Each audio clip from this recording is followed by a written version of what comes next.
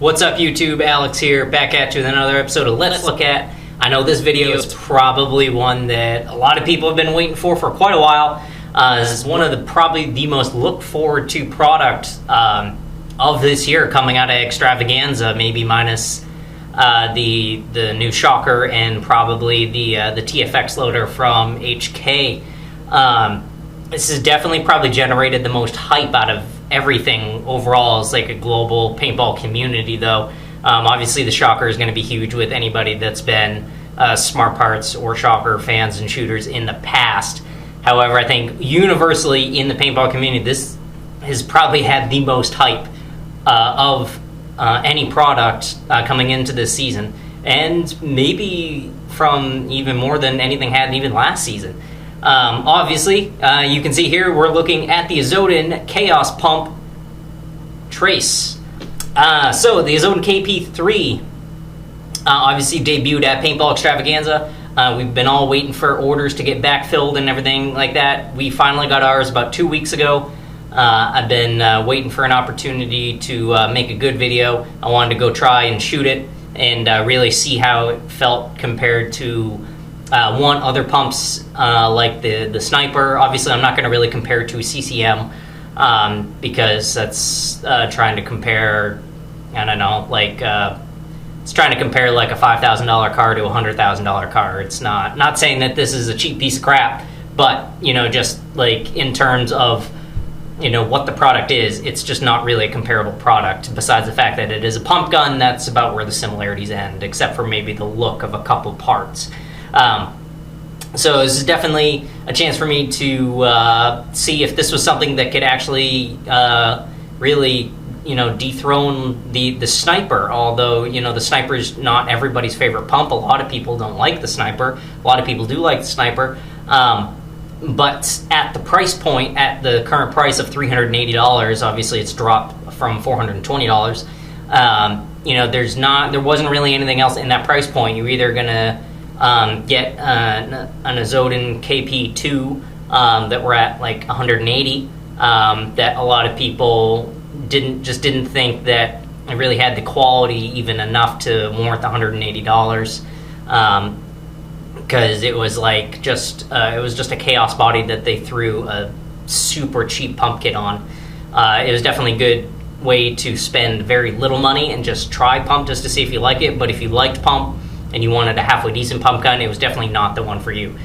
So really, the Sniper at $380 was really the only option, unless you wanted to go spend $500, $600, $700, $800, $900 on a CCM, which obviously I would still maintain are the best pump guns in the industry and probably will be for the rest of time.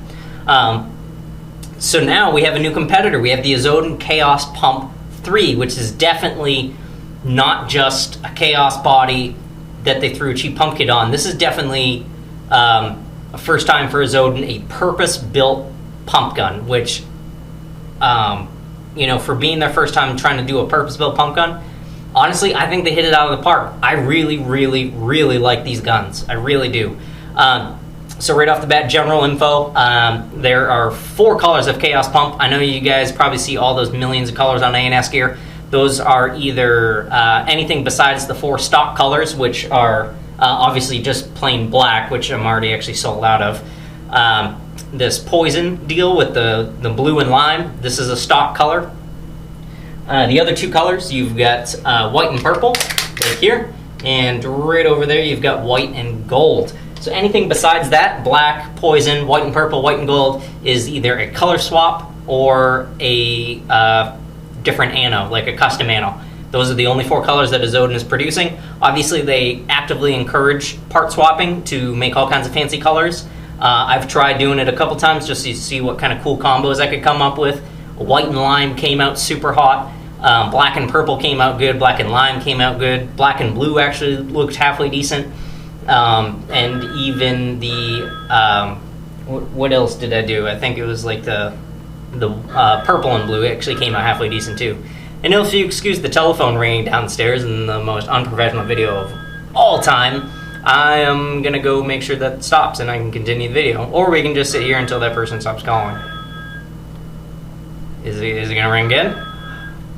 Well, I'm going to use this break to promote Mountain Dew Kickstart Hydrating Boost.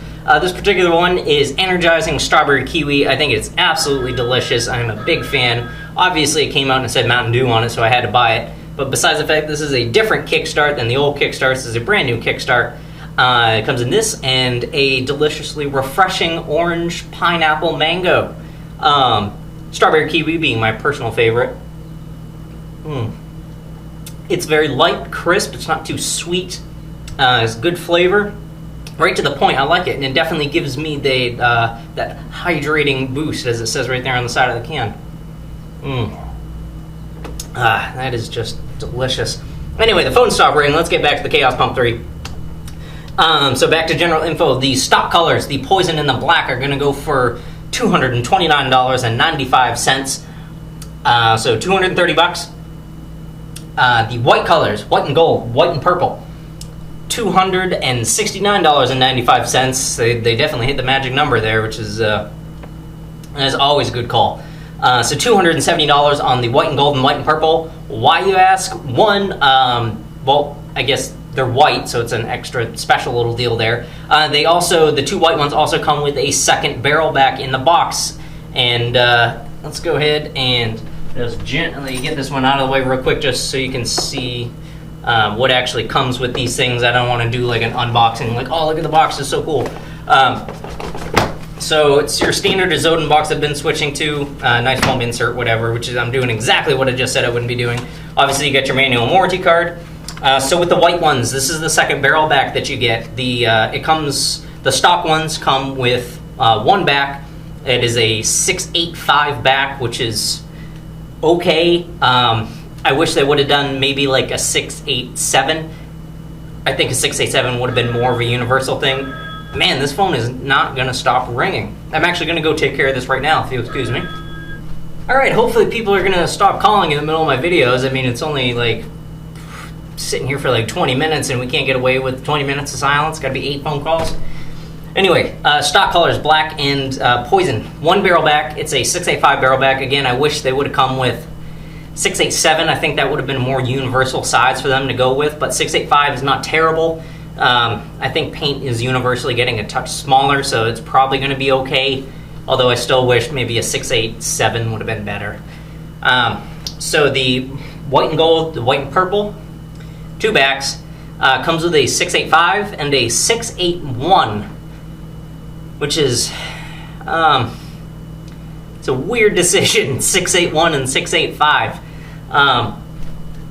I think, I don't know, like, barely anybody is ever going to use a 681. Like, nobody else does a 681 size anyway, which is really weird. Everybody usually does like a 682. So I guess it's different, I guess. But how many times you're going to use a 681 barrel, unless the field that you're playing at consistently has tiny, tiny paint. Like, obviously, up around here in New England, I will never use this. Ever. Ever, ever. I think a better option would have been their stock size, 687, universal stock size for all the guns. Second back, 685, 684, something like that. That would have been a better choice. I am not wholeheartedly supporting the decision for them to go with 685 as their stock barrel size and 681 as their second barrel size. I think that's a little... I think that's just a little presumptuous of them to assume that that paint is going to be that small consistently everywhere that these guns are going to go. Again, better 687 stock, 685, 684 for the second one. I think would have been a much better choice if you're going to keep it in the mid 8 series instead of coming with like a 9.0 or something like that stock, as a lot of guns do. So it is what it is. 685 and 681 for the two white ones. It's a touch weird, I think. Anyway, you've heard me ramble about that. Obviously, comes with a barrel bag and a parts kit, which it's weird because it comes with... I want to say this is the same parts kit that came with the KP2 because it has a Hitman mod in here. and there's no hole for a Hitman mod on these pump handles. I've looked everywhere, unless you want to stick it, I don't know, unless you want to, like, it literally can't screw in anywhere. So I don't know why it has a Hitman mod. I suspect this is the same parts kit that came with the KP2. I can actually go look, and maybe I'll do that right now and make a quick edit and tell you guys, because if all the parts fit, I guess go with it. It's kind of lazy. I don't know why it's coming with a Hitman mod. I'm gonna go check the Azodin KP2 parts kit, because I actually still have a KP2 on the wall here, and I will get right back to you guys. Alright guys, we are back. I grabbed the Kaos Pump 2 box, because we still have Kaos Pump 2 on the wall. Open it up, parts kit. Box. Parts kit. Look at that. These parts kits are almost identical, minus a couple different O-rings. And this one comes with a poppet head, and this one, the KP3, doesn't. However, there it is. There's that same Hitman mod, which totally works on a KP2, does not work on a KP3, because there's no hole for it. So, slightly recycled parts kits, kind of funny. I don't know if they intend for you to put on a separate, excuse me, shivers. Even though it's like 90 degrees outside. I don't know if they intend for you to like put on like a separate pump handle or something like that, but it comes with a Hitman mod that you totally can't use. I looked everywhere in the manual. I looked, like, I don't know where you would use it, so your guess is as good as mine. Anyway, that's everything that comes in the box. We don't need to, like, really go in any depth on that, besides the fact that I just edited the video twice and went and did a bunch of research and all kinds of shenanigans. But, KP3, look at that. Nice, pretty box. Anyway, on to the actual KP3 itself. So, obviously you can see here, I just threw on my 68 tank and a little GXG 50 round loader to go shoot it a bunch and see how it actually was, as well as a good friend of mine came in and bought one about a week ago, and we both went out and played a bunch of games with it. So I actually have like a solid idea of like my actual thoughts on the gun itself. Overall, for $230, I'm kind of digging it. I really like it. I really do. I think they did a really good job. A little bit of an overview of the features here. Right up top, you got a nice lever clamping thumb wheel screw feed neck, which is nice, and it's all like kind of milled out and looks all super fancy. It's fairly low pro for what it is. You saw how tall it was with the 50 cal hopper. I know a lot of people are just going to use like whatever other hopper they have, i.e. Spire or something. I don't know. Do I have a Spire? Where's my Spire? God knows where my Spire is. Here's the other Alex's Spire. His is a 260 though. So we can go ahead and slap that on down in the feed neck. And as you can see, I know it's a 260 and it looks giant, but the feed neck's fairly low pro. You're able to get your hopper feed neck pretty far down into it. So that is kind of nice. I'm going to go ahead and crank that back down. You've got your two-piece barrel. We already went over the barrel backs. The tip porting seems solid. Seems all right. Nice overall, like 14-inch length.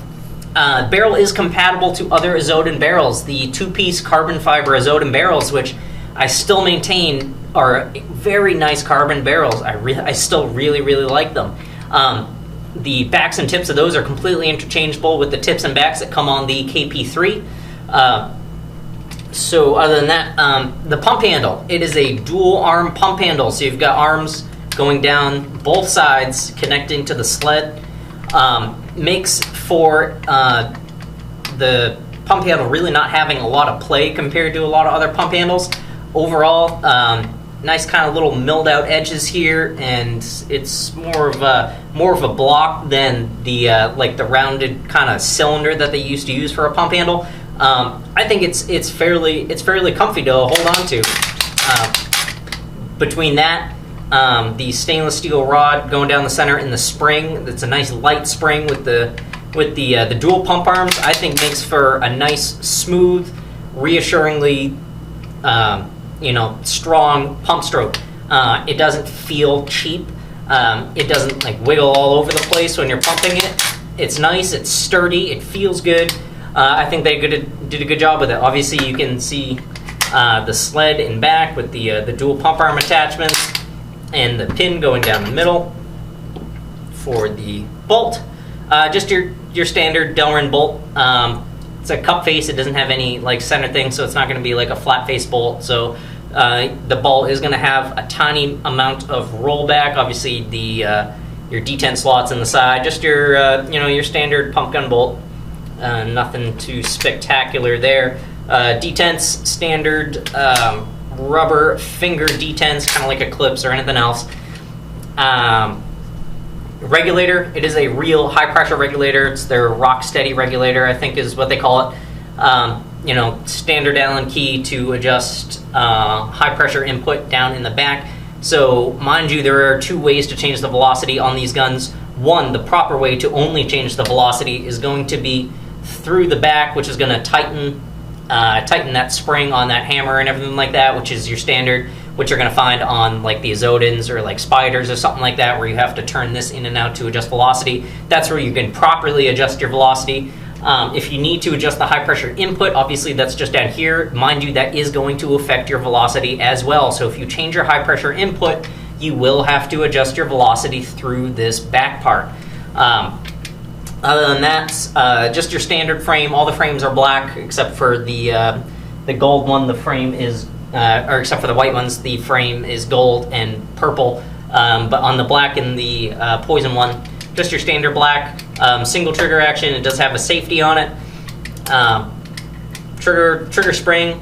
It's a fairly light, crisp pull. I like it. Again, it's a $230 pump gun from Azodin, so it's not going to be the most special thing in the world. Realistically, it's about the same as like the trigger frame on like a Chaos or something like that. Not as hard. The spring's not that tough. But again, it's nothing special, but it works just fine. Bottom line ASA, you've got this, it's actually a fairly decent, nice looking on-off ASA with a knob up front, screw in, and on the side you've got this nice CCM looking macro fitting where it does swivel. The screw goes down through the top of the macro fitting. I think it just looks cool. Obviously the fitting down here is anodized to match the gun. It's a cool looking macro fitting. So they did that with a 45-degree collar going into the reg. I wouldn't have been upset if they just used two of these macro fittings, but the 45-degree collar gives it that nice, clean, flush look as well. So I think they did, it's a nice ASA. When you turn it off, it does not purge the system. When you turn it off, it just shuts off the air from the tank. So you will have to pump it and take another shot to purge the air out of the rest of the gun. I didn't sit here and just like wait half an hour just to see if it would self-purge. I imagine it would. All guns do at some point because there's no more input pressure, so pressure will eventually just leak back and blow out. So you can unscrew it and then just take off your tank. It's a nice, small, low profile. Kind of looks like a Dye ultralight airport. It's just got a knob in the front instead of on the side. Other than that, I think that's really about it. Disassembly and maintenance is fairly simple. It's just like any other stack tube poppet. You're going to want to take the bolt pin out. They have a little bit of grease on this Delrin bolt, which is not the worst thing you can do. It's not going to do too much. Maybe a drop of oil here and there. Obviously, Delrin is supposed to be a self-lubricating material. However, a touch of grease like they have, or a drop of oil or two on those O-rings is never going to hurt. And then, obviously, for the rest of it, just unscrew the back cap, like so. It is spring-loaded, so watch that. And then your spring. And then you can go ahead and get that hammer out. Hammer out. Doesn't have an O-ring or anything on it. It is like a little bit slotted in the front, like so. You can kind of see that. I'm not sure what's going on with that. If that they figured out that maybe like that makes for better airflow or something, or maybe not really airflow, because air is not going to really be flowing through the hammer. However, maybe because it's got these machined holes at the front, so you can actually go all the way through it. Maybe that works for going back and forth a little bit better. maybe it allows for a smoother slide, although there is no O-ring on here. However, I would take this out whenever you are doing your regular maintenance. I would take it out and wipe it down, clean it off for any crap that's going to be in there, because crap gets everywhere. Other than that, you really don't have to do anything else maintenance-wise. Wipe it down, make sure everything's good. But it is fairly simple. I'm going to go ahead and put that back in, all the way forward. Put my bolt back in, make sure it's right side up. Just like any Stack 2 poppet, if you guys aren't familiar and are checking this out for your first pump gun or something like that, and you never had anything like this is your bolt. On the bottom of the bolt, you'll see, minus the 2 holes in the back for the bolt pin, you'll see a giant hole. That's for the air to go through and up and out the gun to push the paintball out. Make sure that is on the bottom when you put it in. If it's on the top, your gun will not work. Well, not work correctly anyway. It'll be all kinds of jacked up. I see it happen all the time. People come in here and they're like, my gun's not shooting. And take it out. Happens a lot with autocockers. And, well, you put your bolt in upside down. Obviously, that's not going to work. So, yeah. Pop that back in. Spring guide. And screw that all the way back in. Alrighty. So, that's about it. That's really, it's a pump gun built on a Kaos. So, it's super, super simple, guys. I can do a detailed maintenance video about how to take a whole thing apart and detail it. I will not include that in this video. That will be a separate video. So other things about the gun, obviously I went out and I played a bunch of games with it, and I shot it consistently in the chrono range and stuff like that.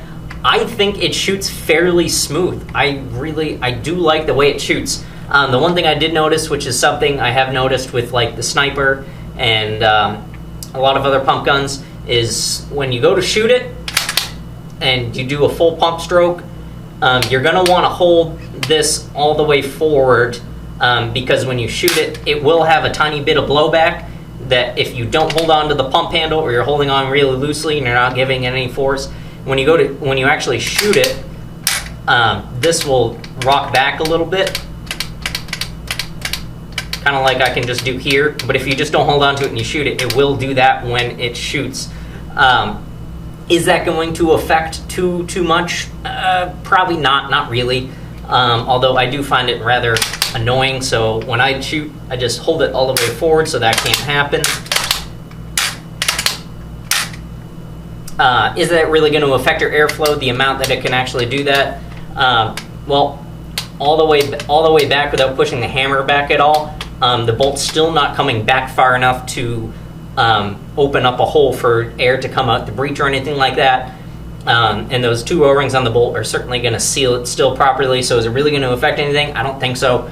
I just found that to be something that I noticed while I was shooting it. So I actually made a conscious effort to hold the pump handle with a little bit of force and just hold it forward so that doesn't happen, and it just gives me a little bit of a steadier shot. Overall, I thought it shot really, really nice. It shot straight like it should. I didn't do an efficiency test. I'm not going to do an efficiency test on a pump gun. That's ridiculous. I don't do efficiency tests in the first place, if you guys have ever seen any of my videos, because honestly, this is 2015, guys. We're airing up after every single point, every single game. You come back, you air up. You've already paid for it with your entry fee, probably, depending on the park that you go to. Very few parks nowadays make you pay for every single airfield. That's just a bit ridiculous in this day and age, if you're asking me. So I honestly don't care about efficiency. Does it shoot a hopper of paint? Yes. Does it shoot 3 hoppers of paint? Yes. That's all I care about. I'm never going to go out there and shoot 18 pods. You can. Most guns still are going to be fine with like a hopper and 6 pods, even DMs. So honestly, I don't care about efficiency. I really don't. Where is that going to come into a huge play unless you're out at like a 24-hour scenario game and you want to stay out in the woods for 18 hours? If that's where efficiency is coming into your your decision making for buying a gun, maybe just look at like something else. Like if you're out there, just like bring another tank. If you're strictly buying a gun just because you want to stay out in a scenario game for 8 hours at a time or something like that, you're probably honestly never going to find a gun that's just as efficient as you need it to be, unless you're playing pump and you've got like a 110 tank and another 110 in your backpack, you're probably going to be fine. Other than that, I'm not going to worry about it. I'm not going to tell you guys to worry about it because that's not a huge deal anymore in today's day and age. So enough on that. Overall, just I like the gun. I like what they did. I think they did a fantastic job. For $230, I would buy this over a sniper. There, I said it on the internet. I would buy this Azodin KP3 over a sniper. I just don't like the snipers. I don't like the pump stroke. I don't like the way they shoot. I don't like the way they feel. I like this gun a lot better. For over $100 less, the sniper is $380 now, and these are $230. So for $150 less, I think this is my preferred pump gun, not even factoring in price. If this was $380 and the sniper is $380, I would take this. I don't care about the barrel kit. I have barrels before. I have barrels like crazy. This is autococker threaded. If I went and bought one of these, I probably wouldn't even shoot this barrel. I'd probably put like a carbon fiber boomstick on it or something like that because I'm dumb like that and I like having expensive barrels. Honestly, this is my preferred gun, except for maybe like a CCM 6.5 or something like that. For anything else but a CCM, this is my go-to pump gun. This is my preferred gun. I like it better than a sniper. You guys can ridicule me all you want and think that, that's the dumbest thing you've ever heard. It's all opinion, guys. I like this better than a sniper. A lot of other people are going to hate this thing and think that sniper's the greatest thing in the world. Cool, whatever. Like, that's your thing. If you're totally happy and enjoying your Empire sniper, awesome. I think they're good pump guns. I just personally, I don't like it. There's features about it that I just don't like. So there you go, guys. Azodin Kaos Pump 3. I think they did a fantastic job. Comments, questions, concerns, complaints, whatever. Leave it down in the comment section below, guys. If there's anything that I forgot to cover, definitely hit me up. I will do a video a little later on how to completely disassemble and reassemble this gun for detailed cleaning and maintenance. Other than that, guys, I hope you enjoyed the video. I hope I covered all your questions. If I'm forgetting something because I'm rushing or something like that, I do apologize. But if you, I hope you learned something, hope you enjoyed it. If you did, hit that like button. I really appreciate it. It helps out the channel a lot. And that's it for today, guys. Enjoy the Azodin Kaos Pump 3, and I will see you guys next time.